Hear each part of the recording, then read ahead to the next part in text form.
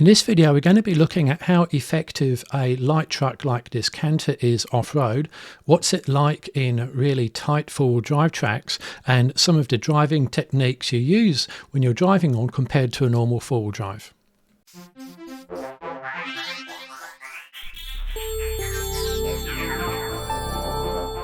So before we start getting into off-road capability, we've got to look at manoeuvrability, because there's no point driving a track if you can't fit down it. Now, these trucks are longer, wider and taller than the average four-wheel drive like a Land Cruiser or a Ranger, and part of the problem is that the average four-wheel drive track is built for those Land Cruiser, Ranger type vehicles, so anything bigger will have a bit of a problem. But it is amazing where you can fit these large trucks. You do, however, need extra skill and probably a bit of extra spotting, and you're just going to have to accept the fact you're going to have to do some three-point turns and manoeuvring where others will get through, and you're going to have to accept the fact that you're going to get more scrapes and push through more branches, etc., than normal four-wheel drives. And I would strongly recommend a brush guard bar system over the cabin and anywhere else that might be appropriate. So how much bigger are these trucks compared to a Ranger? Well, let's take a look. So here's a look at comparative size. The Ranger is about 1.9 metres wide. The Canter is fractionally wide at 2 metres, but the shape is also important. We'll get to that in a moment. The Isuzu NPS 155 just a little bit wider again, and the Gaz Trackmaster wider again. Now, I've got other videos where I look at the NPS and the Trackmaster off-road, so check those out if you're interested. And from a length perspective, this is what the four of them look like. And this is the NPS 155. It's got a motorhome on the back. This is a bigger and wider motorhome than the Global Explorer on the Canter, but it does give you an idea of relative size and also shape. And here is a scale diagram of a Ranger with a rooftop, etc., to give it a height of 2.3 metres, which is typically what your touring Ranger would be. And there's the Canter with a 3.1 metre height.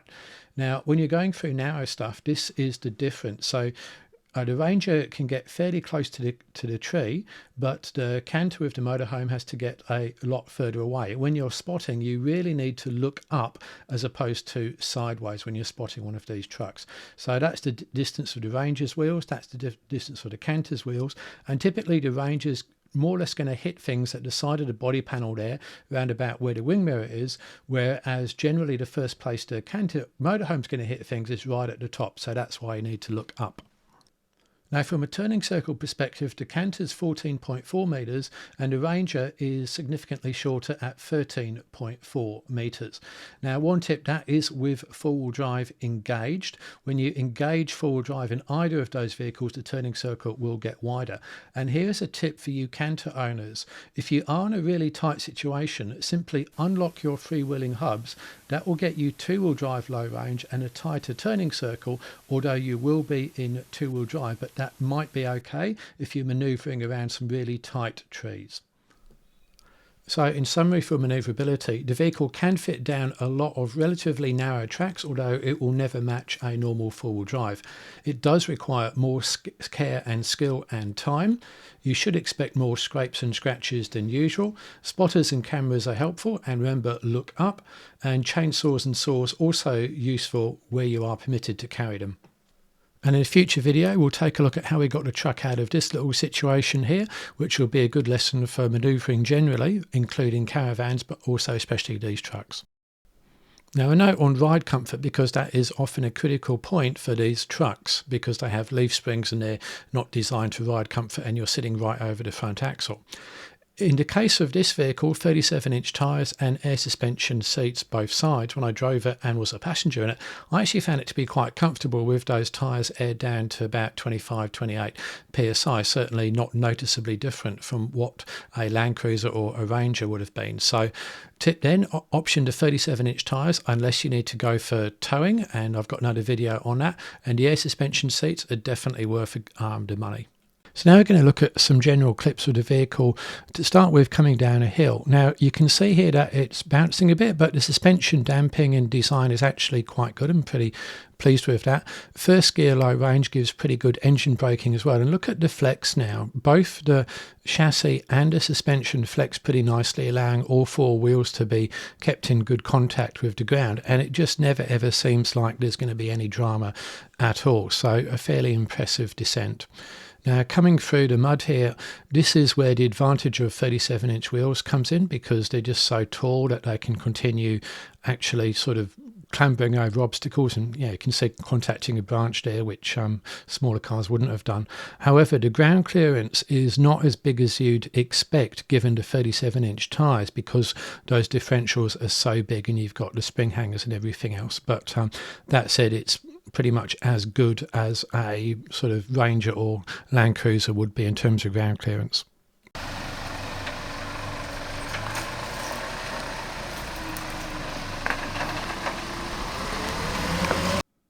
Now this track we're on is a sort of medium to hard level track.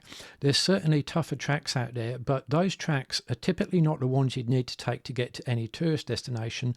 They're the tracks that you would take to go out with your friends when you're deliberately looking for something difficult to do. So the Canter's really eating this up, and I think that wherever you're going to go in Australia, in fact the world as a tourer, the Canter certainly wouldn't be lacking for off-road capability.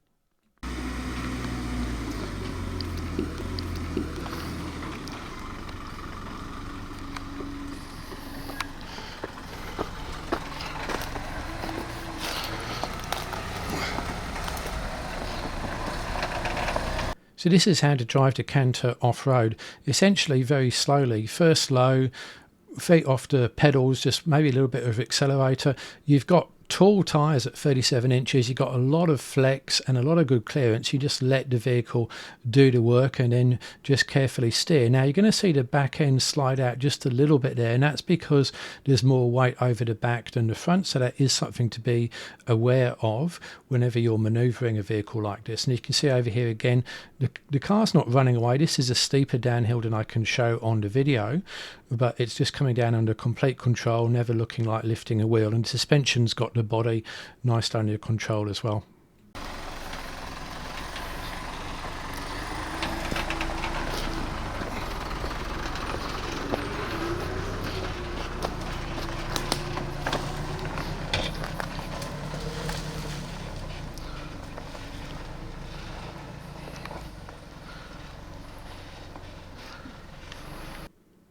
Now the vehicle is going to demonstrate good approach and departure angles, and again you just see that there's no need to ride the clutch. This is just first slow, going nice and slow, letting the truck do the work.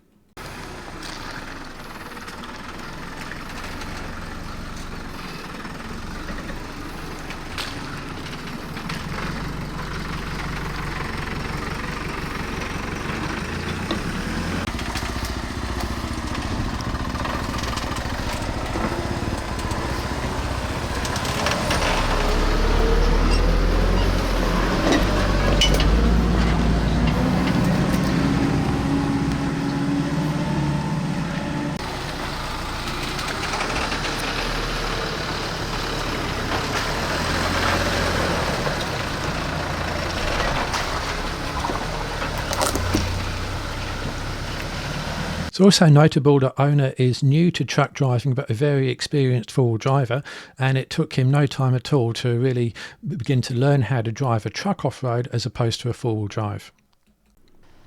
Now into mud ruts, and it's notable that the Canter actually fits into the same ruts as any other four-wheel drive. What's helping it here is those really tall tyres and a good flex. It does have reasonable ground clearance, but again no real better than any other four-wheel drive with smaller tyres. And over here it's just making short work of this muddy climb, again keeping all four wheels firmly on the ground, and that rear LSD is helping quite a bit as well.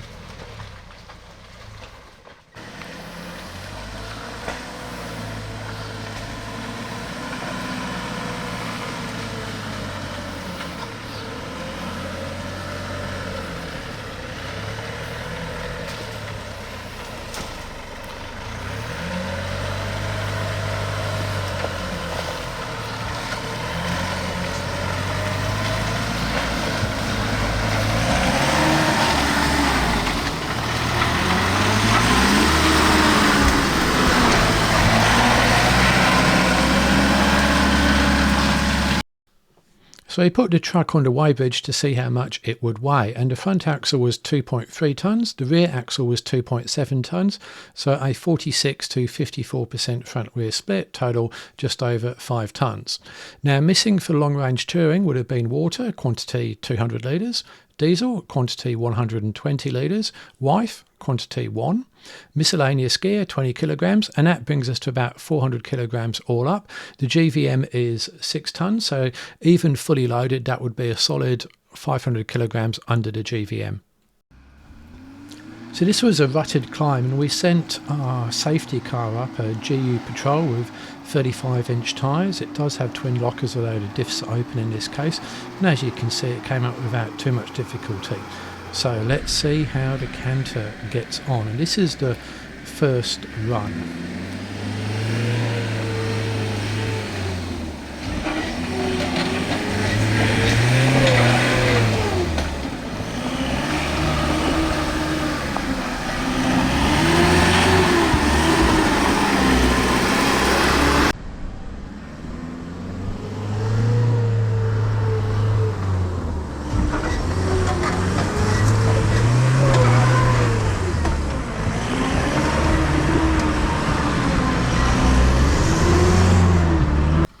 So I thought, okay, I think we can probably manage that a bit slower given the capability of the vehicle, its suspension flex and the tyres and everything else. And so we tried it a bit slow, and this is what happened.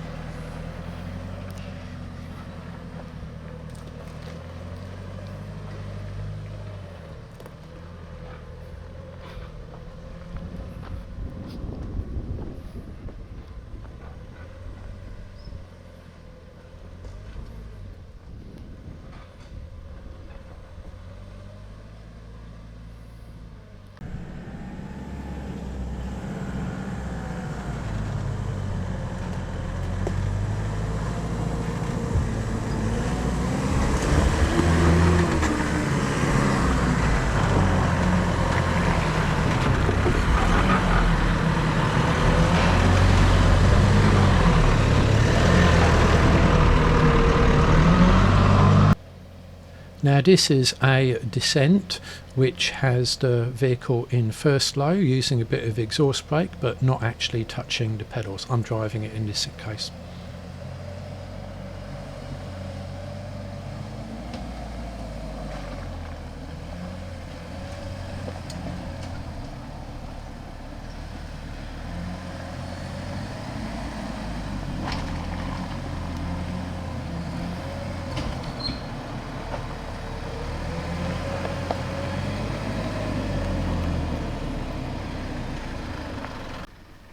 Now for this ascent I decided to try the anti-stall option, so I'm coming up here without my feet touching the pedals. All I'm doing is steering the vehicle. I'm just relying on idle torque and anti-stall feature to keep the vehicle coming up, and let's see how it gets on.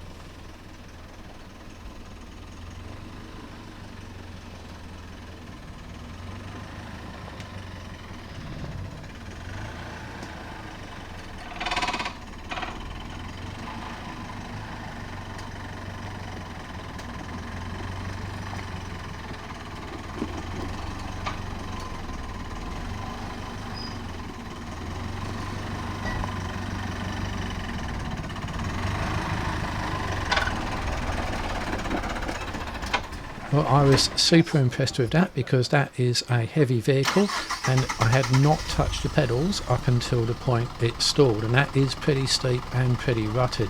So I think this technique of just letting the vehicle work on idle is actually really good, and of course if it stalls in gear, it's not going anywhere. And at this point I decided to try a hill start, and this is how it goes.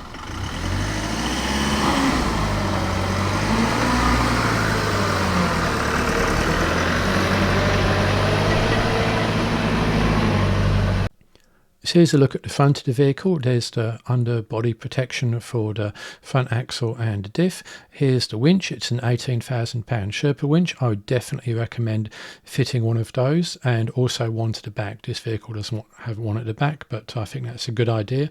The vehicle's got more than enough capacity to be able to carry a rear winch as well. Here at the back you can see the adjustable shock absorbers, and still a fair bit of ground clearance even with that massive diff and the single wheels at the back. There's a suspension lift on the leaf spring pack, and here's the subframe at the body is carried on, and there's 2 leaf packs at the back, and you run 2 to give a more progressive, softer ride. Now, when we did the tracks, you're never going to come out unscathed, so there are a few scratches up there as you saw on the video, so don't be thinking you can take any four-wheel drive, particularly there's a little slight dent there. You can take any four-wheel drive, particularly one this large, down tracks like that and not expect a few scratches. That is just par for the course, and a tiny little dent there as well, showing you all this for transparency.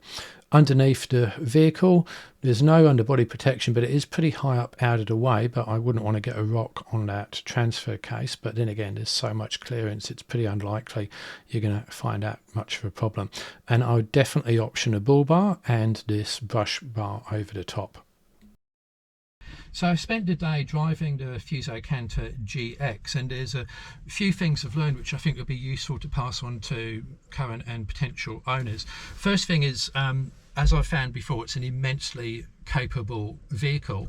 It is more capable with the 37-inch super singles, etc., than a stock four-wheel drive. That's not in question.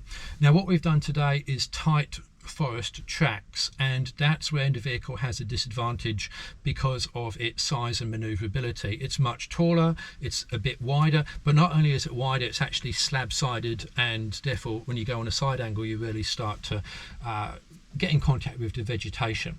So it's got the capability to do those tracks from an off-terrain capability, but the manoeuvrability through trees and tight things like that, that is where you're going to need a good spotter. And I would definitely be taking a chainsaw and a winch and things like that as well, because you will need to move things out of the way. And certainly there's been a fair bit of scrubbing around this vehicle. Capability wise, so impressive. That last climb we did, I did not touch the accelerator and we just came up. The vehicle does have an anti-stall, so just feet off the accelerator and we just literally idled up. You could see the revs changing. So slow speed, it will go slower than what you think it will. And we didn't even use the front locker. That rear LSD is just so good. So go really slow. And the car will probably still do it. The exhaust brake, you just activate it like that. Handy, I would definitely do that because the brakes on these aren't absolutely the best sometimes, but it doesn't make a huge difference, and the low range gearing actually is really good. Blind spot mirrors, I definitely add them to the bottom of the mirrors because you do want to be able to see your back axle, and when the vehicle's at different angles, those mirrors aren't adequate for off-road. I'd want a big blind spot at the bottom of them. The ride is surprisingly comfortable. We've got the tyres down at 27 psi all the way around, and it is actually really comfortable provided you've got the suspension seat options for the passenger, which I would definitely tick that box. Compared to a four-wheel drive which I've driven around here, the ride is as good, but again that's the 37-inch tyres, not the 35 and the 9.5s. So overall then, highly impressive vehicle, really capable. If you're going to get into tight stuff, be prepared to do manoeuvring and be prepared to do a bit of work with chainsaws, etc. But otherwise, yeah, pretty much goes anywhere in comfort. Very impressed.